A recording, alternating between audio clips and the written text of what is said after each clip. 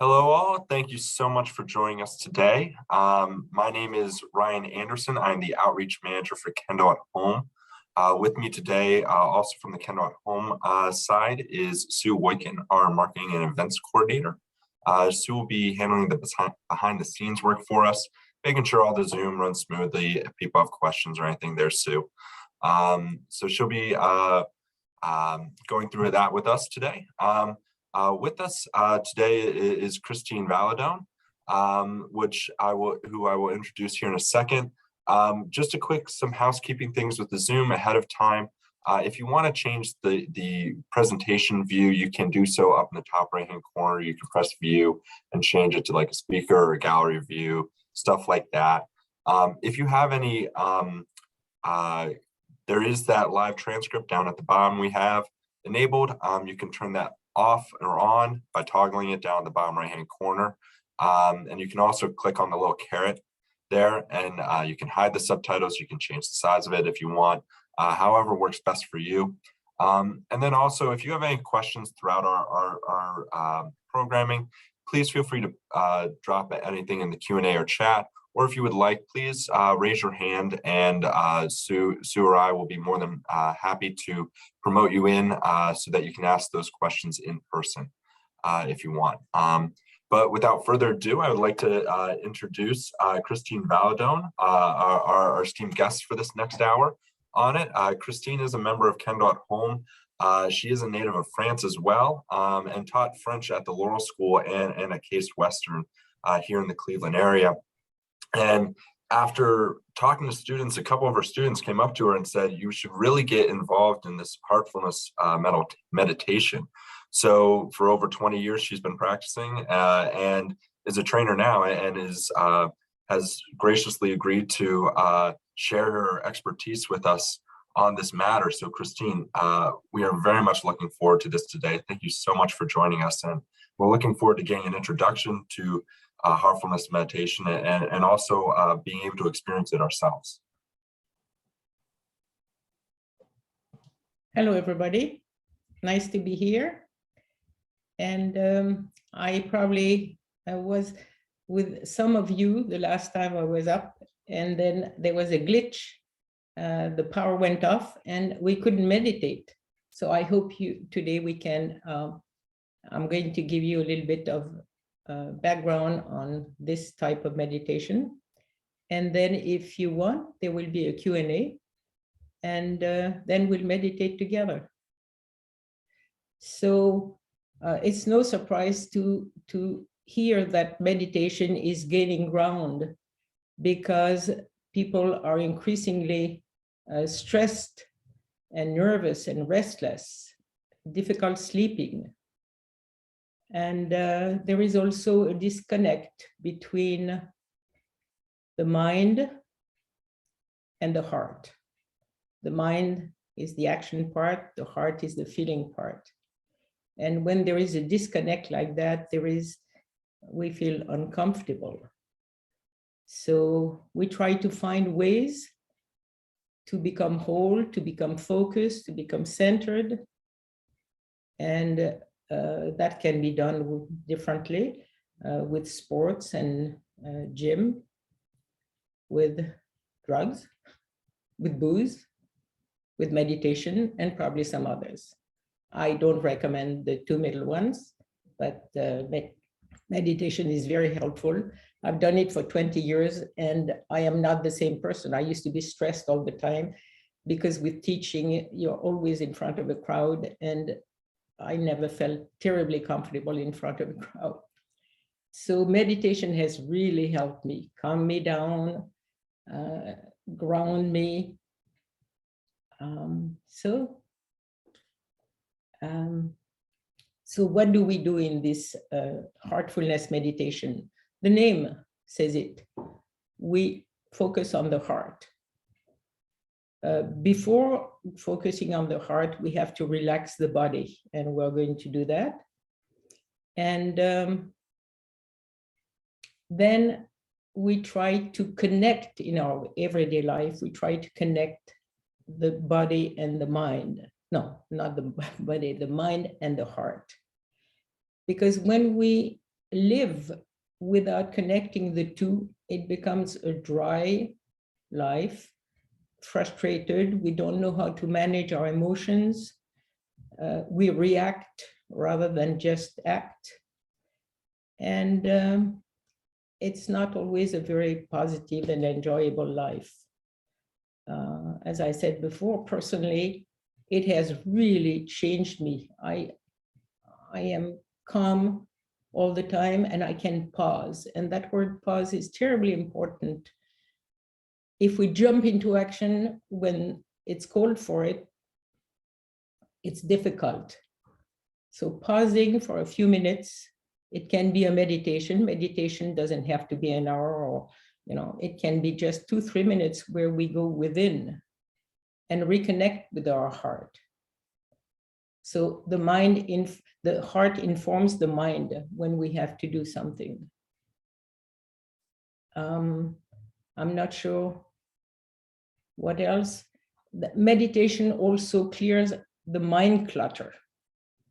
I don't know about you, but if I didn't clean my mind regularly and my heart, I would be stressed all the time because I would be all over the place with the news, with everything that's going on. It's a way of coming down, relaxing, reconnecting with the heart. So when we do it for a while, when we meditate for a while, it kind of becomes automatic, to the point that we miss it when we don't meditate, which is my case. Sometimes if I don't sleep, I get up in the middle of the night and I go on my chair and I meditate for a few minutes, and then I go back to bed and I fall asleep. It's really a tool that is helping me. I hope it will do that for you. Maybe you're doing it already. Breathing is also very important. Pausing, breathing, taking a few minutes to go within and reconnect. And this is a method which is experiential. You can try all kinds of things. There is not, one way of doing it. You can do it for 3 minutes. You can do it for an hour. You can do it in the morning before you start your day, which is a good idea because it gives a positive way to start the day. But when a problem arises, you can do it for a few minutes. You just drop down, calm down, and then instead of reacting, you just act, as you would if you had the time to think before you act. I'm not sure what you would like to know else, so maybe we can go into a Q&A and I'll try to answer some of your questions. I am not an expert. I just meditate. So Christine, and as people start to come up with some questions that they might have about meditation process and how that works, and Christine, I know you want to get into a little demo session on meditations, which might help foster some questions that people might have through it as they try to experience this and go through the process of the particular and the particulars of Heartfulness Meditation. One question that I have to it is someone who's does not meditate well or really often at all. What do you find for people who are first starting out, things that they might struggle with, or difficulties that they might have, whether it's concentration or whatever it might be, and how might they be able to overcome it to try to get a more fuller appreciation as we get into this demo? Okay, the hardest thing to do is to sit. At the beginning, I used to avoid, I would find endless things to do before I would sit. I'd say, yes, I'm going to sit, I'm going to meditate. So once you sit, you have really taken a nice big step. Then the idea is to rest the mind. Well, we're going to do a relaxation before we meditate, and you can also do that. If your body feels stressed, there is a a relaxation, which consists in getting our feet grounded to the earth and inviting the healing energy of the earth to move through every part of the body, from the feet to the head. We relax the brain, we relax the mind, and then we drop our attention to the heart. And we try to stay in the heart. Ideas are going to come up and disturb us. It doesn't matter. What matters is not paying attention to these ideas. Because once you get involved in these ideas, you're gone. And it can take 15 minutes before you say, oh, I should be meditating. So that's a very important point. You know, you think of them like clouds that go by, you know, ideas just fly away. And it won't be easy, but with time, you know, it gets better. The reason for not paying attention to these ideas is that, you know, we start thinking of what's there and then something else comes and something else, and we're gone. You probably know what I mean. Mm-hmm. So once we're in the heart, we try to connect. We all have our own beliefs. It can be God, it can be higher power, it can be higher self, it can be, you know, whatever you want. I call it light in the heart. So I connect with the light in my heart. And I make the thought that this light is always there. I can always connect with it when I need. And that is important because after a meditation, we usually have, you know, restful, peaceful feeling. And the idea is to observe how we feel and then lock that feeling in our heart. So when something comes up in life that is stressful or emotional or something, you know, we get into the habit of saying, oh, and we drop back in the heart and we get connected with these good feelings that we have developed during meditation. And it's very helpful. You know, it gives us a few moments of peace and quiet, and then we can go back out in the world. So at the end of the meditation today, you will hear "that's all," which means that the meditation is over. And then I will suggest that you observe how you feel and that you compare it with how you felt before the meditation. And then usually these are good feelings, so you store them. You know that they are there for future use. And this is incredibly helpful to have a place to go back and quiet down before we reconnect with what we have to do. Now, there is another aspect of this practice, heartfulness, which is at night when we come back from whatever we were doing. I guess we're all retired, so it's not work, but it's whatever we were doing.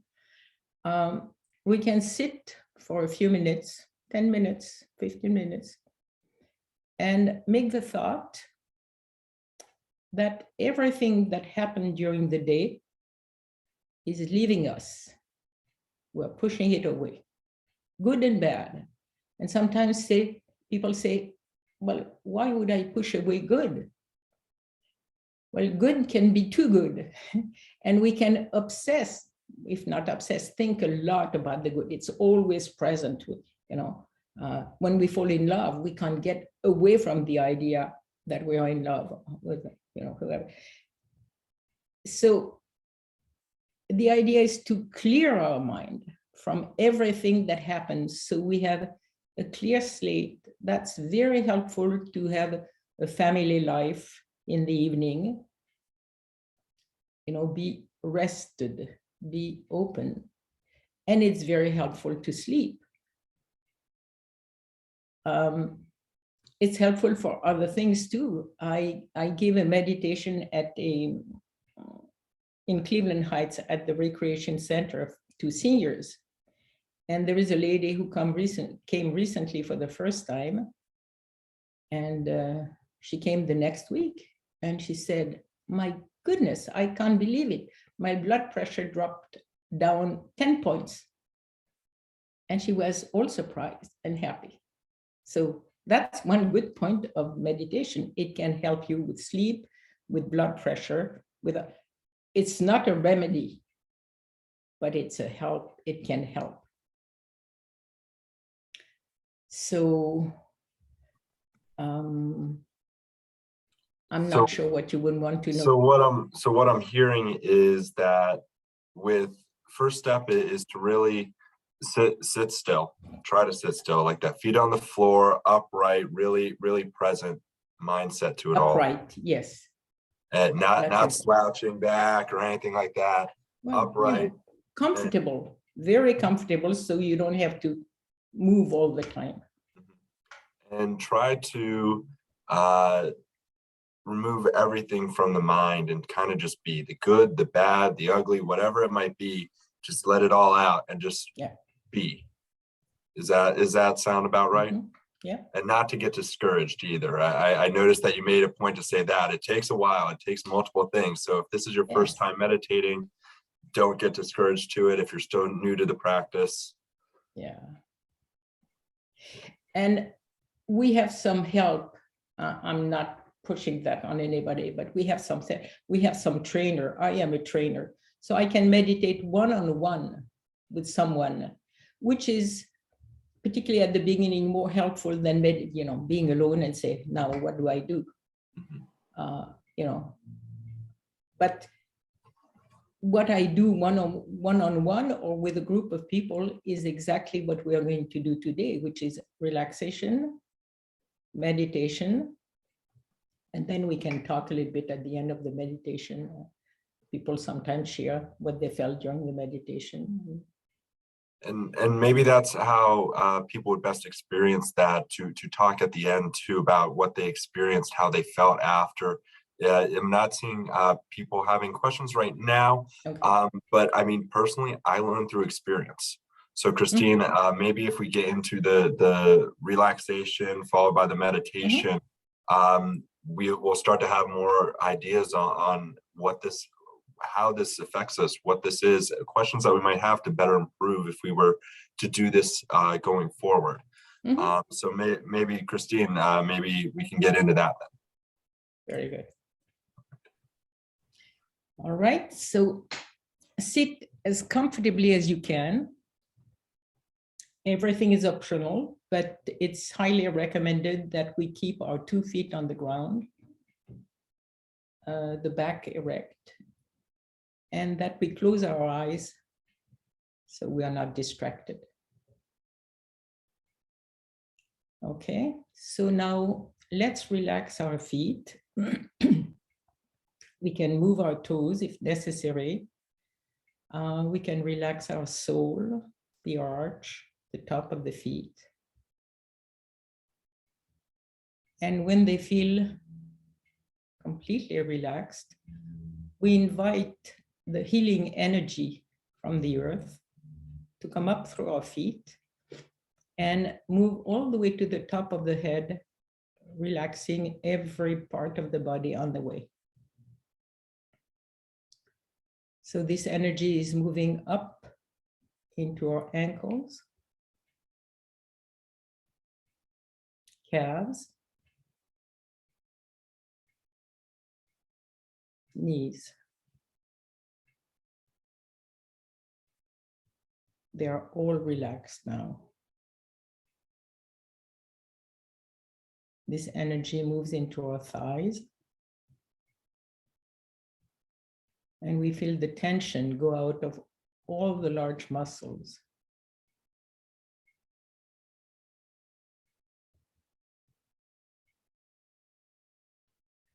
Now it moves into our hips. We let go of the tension in the hips.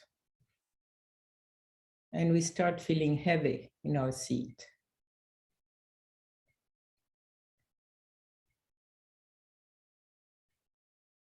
This energy flows into the pelvic area,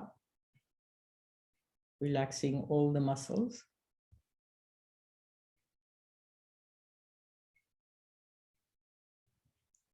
And it moves to the bottom of the back, the lower part. We relax it. The energy moves to the middle back and the upper back.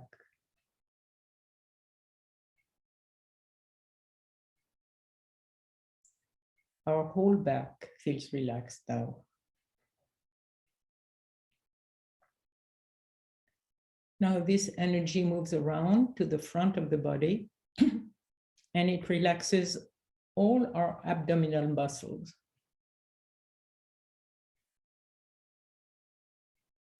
Our belly feels soft now.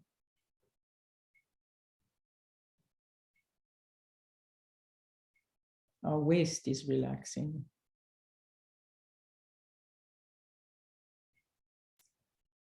And now we take a couple big belly breaths.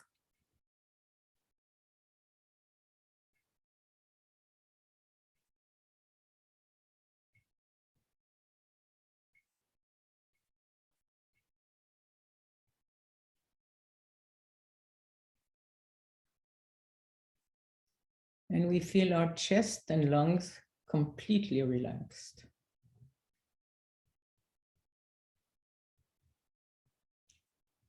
Let's draw this energy into our shoulders and shoulder blades.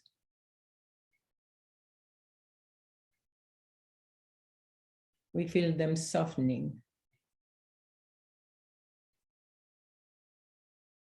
dropping.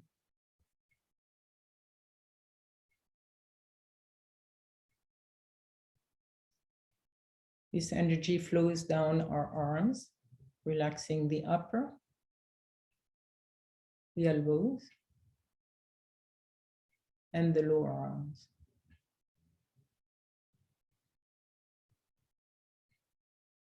It moves into our wrists, hands, fingers, all the way to the tip.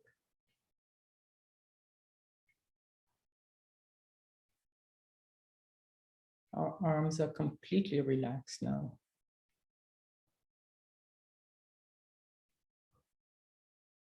This healing energy moves into our throat and our neck.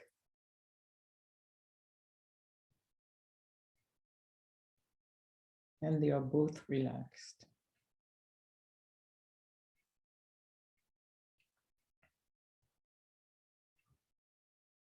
Now we move this energy into our facial muscles. Our jaw is relaxing. All the tiny muscles around our mouth and our eyes are relaxing.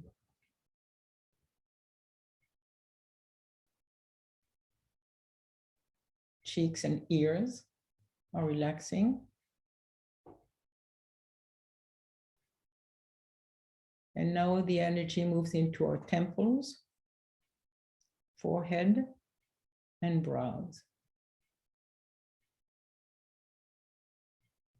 Our forehead is becoming smooth.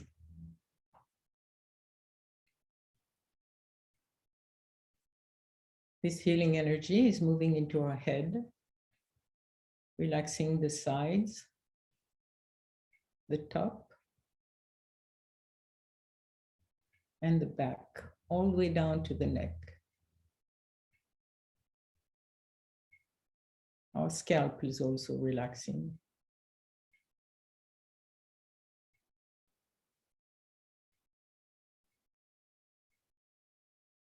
Our brain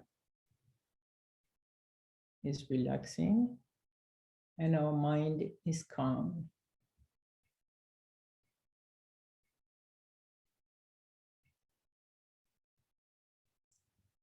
Let's take a minute or two to scan our whole body to check if any part needs a little extra work. And we do that on our own.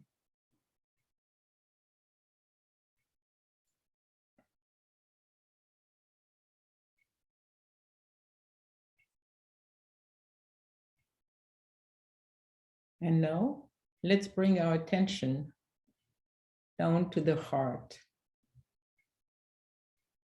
the whole heart area, making the thought that we are attracted within the heart by the source of light. And this source of light is always present in our heart. If ideas come by, we don't pay attention to them. We just bring our attention back to the heart. At the end of the meditation, you will hear that's all. Please start meditation.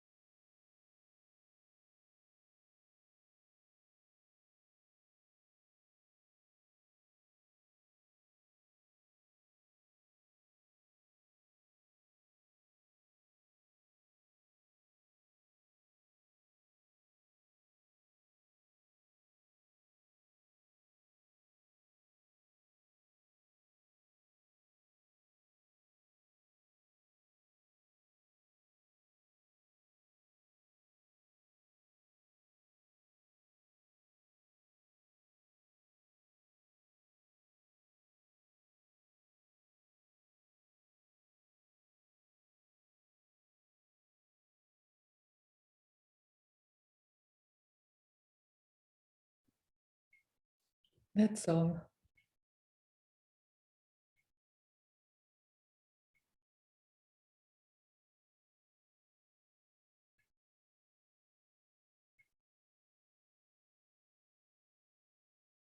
Take a moment to observe how you feel.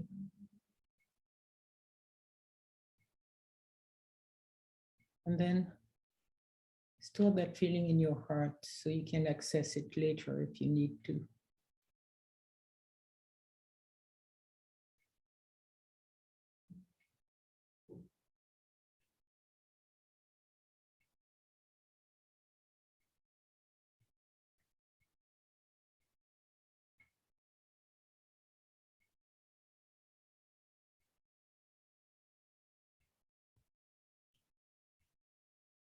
And now you can gently open your eyes and reconnect with the outside. It's recommended not to get up too fast, because if you drop into a different dimension, you may not have your balance immediately.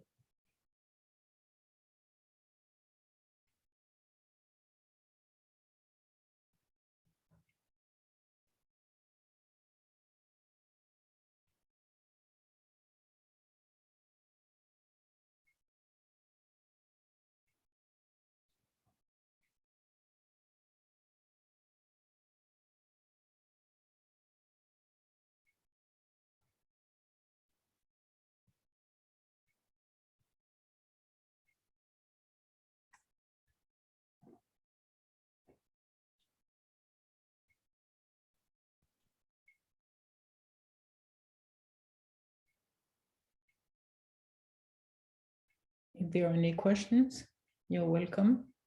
And I forgot to mention something, is that this practice is absolutely free. There is no fee of any kind. Even when we give a one-on-one meditation with someone, you know, they come to my place or we do it online. It's and if you were interested, I give a meditation at the Coventry Library in Cleveland Heights. And there is no restriction to people outside of Cleveland Heights there.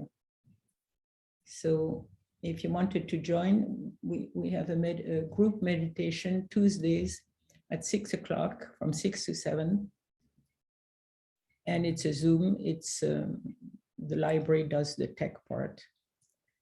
And if you're interested, give your request to Ryan, and I'll send Ryan the name of the lady who you have to be admitted in the group, because once we start the meditation, the Zoom is locked.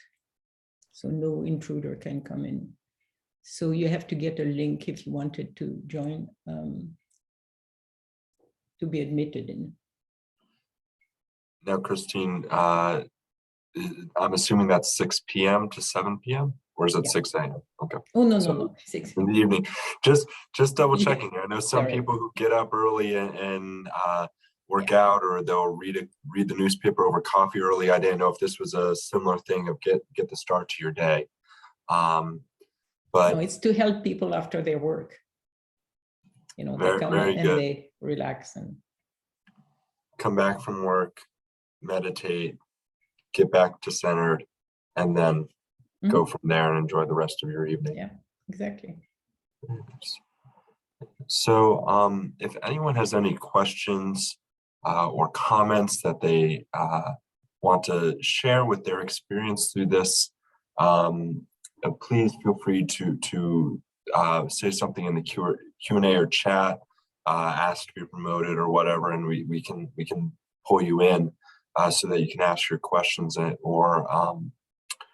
or say your comments, or if you want to stay off camera, feel free to type it in, and I'd be more than happy to address those. And Christine, I noticed one thing for me that I found is, well, first off, it was tough. I'm not going to lie. It took a lot, and I kind of cheated midway through. I lost it and opened my eyes, and I just watched you for a minute or two, and how calm you were, how centered, not moving at all, maybe just a slight breathing, a little here and there, but how calm you were was astonishing to me. And it probably goes back to the many years you've been doing this. But one of the things that I noticed in myself is that I was a little uncomfortable with silence, at least as much silence as there was. And I started to fidget, literally starting to twiddle my thumbs around and stuff like that, or tapping my feet, stuff like that. Do you have, I'm sure this is not a uncommon occurrence for someone just starting out. What tips do you have to try to stay a little bit more centered and be more comfortable with that? Is it just practice? And accepting what comes up. If you're fidgety, let the fidget, you can wish it away. You can make the thought it's moving away, but don't fight it, because it will fight you back. Yeah. Interesting. Because I I saw that and it was like, I tried to fight it. And I tried to not do it. I'm like, no, I need to be still. I need to be calm. I need to be centered. Yeah. But it's interesting. You're saying don't fight it, let it happen. Is it just to be in the moment, or what's the purpose? And you can mentally wish it away, but if you focus on it and try to kill it, it won't work. Absolutely not. Someone here almost had the exact opposite experience of me. They said that whereas I felt very jittery and uncomfortable to it, they felt to the point where they started to kind of nod off. They started to be very sleepy and almost too relaxed to that. So do you have any thoughts on, is that a good thing? Should they try and fight that a little bit? No, you never fight anything. It's interesting to talk about the condition that person talked about, because you can either fall asleep and then your head would, your body would become unstable and you become in danger of falling, or you go so deep inside that you are in a different dimension. And that's what everybody wants to achieve, because it's where, the world disappears, all the worries disappear, and you're close to something that I cannot name. You are in the Netherlands. And it's very refreshing and very calming and very energizing too. So, and obviously, as you said, that different dimension, that higher level is something that we're trying to achieve here to it. But if you fall asleep during it, is that just something you accept and just go from there? Well, if you sleep, you're not aware of it. So, you come out of it and you say, oh, gee, I slept. That's all. Okay. It might be indicative of other things too, like tiredness. Don't be mad at yourself for anything, because that will interfere. Just let things happen. When you become aware of something, you go back to the heart, and then you're going to go out again. And at the beginning, it's that, period. Does the thought process of not interfering go back to what you said before of just removing every thought, good and bad, from your mind, and interfering is part of that bad? Yeah, well, you don't want to put your attention on anything, because that grabs you. So if you let things happen, and gently, I was talking about the clouds, the wind pushes them away. That's what we want to happen, just that. And mentally come back, your mind, with your mind, you come back to the heart. Each time you become aware that you're strayed, you come back, and that will build up. So in removing all thoughts from your mind, if your body just starts naturally fidgeting or naturally starting to fall asleep, let the body naturally do its course, as opposed to bringing it to the conscious level and trying to fight it. Keep everything unconscious and let it happen. Is that kind of what you're? Yes, with at the same time this idea that when you become aware of all these things, you bring back your attention to the heart, because it's in the heart that this meditation takes place. but don't fight anything, because you will end up very frustrated at the end of the meditation. That kind of is the exact opposite of how you should feel at the end of any meditation. So I'm not seeing any more questions in the Q&A or chat. Christine, thank you so much for your time today.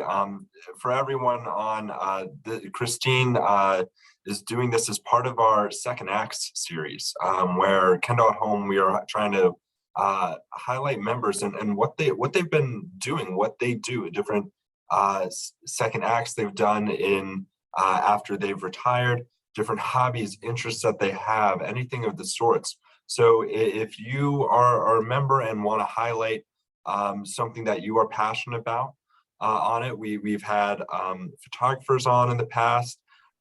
Christine walked us through this meditation here. Anything that you might be interested in, please feel free to reach out to us, and we'd be more than happy to talk to you further on that. As for just other upcoming events here, just quickly sharing my screen here.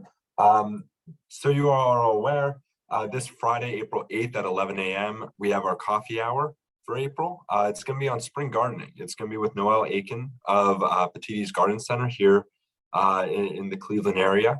And she's going to talk about gardening, different things to be doing, as well as walking around the gardens and showing what they have to offer there, and some of the plants and everything that they do horticulturally there.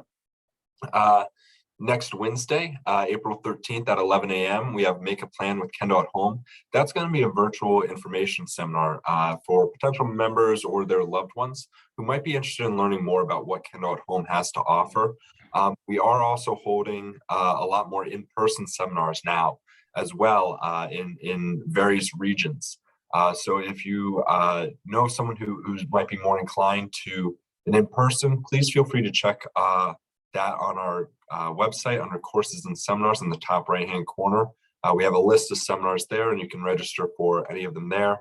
And then at the end of the month, Friday, April 29th at 11 a.m., we're going to be hosting the Oberlin Conservatory again, and they're going to be performing with their Winwood Quintet, walking through a piece and playing for us as well. So if you are interested in hearing more classical music, please feel free to join us for them.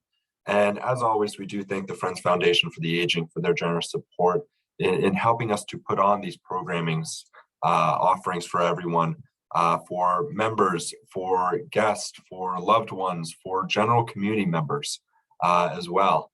Please feel free to invite anyone and everyone that might be involved in any of these offerings. But Christine, thank you so much for your time today. It was a pleasure getting to experience this and learning from an expert in this craft on heartfulness meditation and how to properly meditate. You're welcome. Thank you. Well, thank you all for joining us today, and looking forward to seeing you at Friday at 11 a.m. for the coffee hour or at future events.